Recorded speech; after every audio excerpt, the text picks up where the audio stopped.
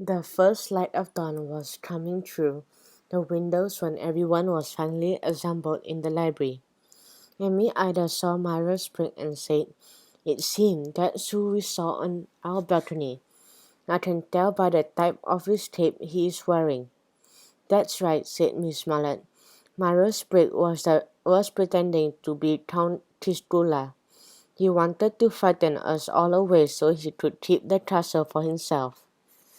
"But how, Auntie?" asked Inspector Wiggin. "Sprague can't inherit the castle. He is not relative." "Oh, but he is, Willett," answered Miss Mallet. "I realized that when you talked about relatives you did not know." Then I remembered the missing page from the family history. Miss Mallet explained.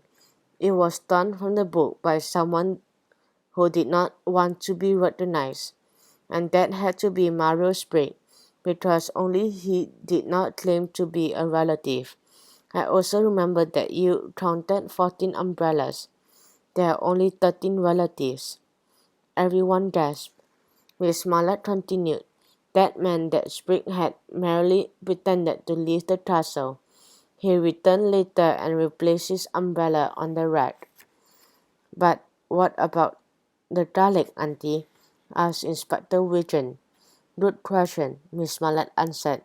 "Everyone knows that some of the best cooking use Dalek, and Mario was on his way to a culinary class in Italy, so I figured a cook would not be able to resist its aroma. That's why I cooked it. I knew he'd come around very quickly." "The bastard," Inspector Wiggin exclaimed. "It was Mario Spriggs."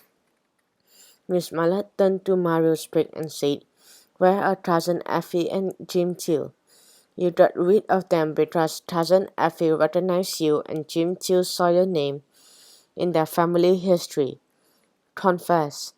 "You win," said Mario Spriggs. "Put the chain beside the fireplace."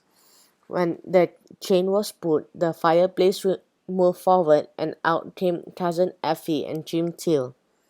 To everyone's joy, the happy reunion lasted through the morning. Then the carriages were called to take everyone from Duckinville Castle. As Miss Mallet was climbing into a carriage with Inspector Wiggin to take Mario to jail, she saw a message on the seat.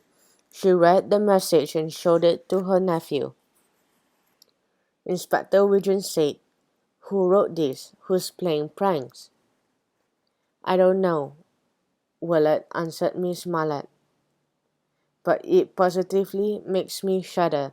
I cannot wait to go somewhere quiet for a spot of tea." The message said, "Kisscula lives."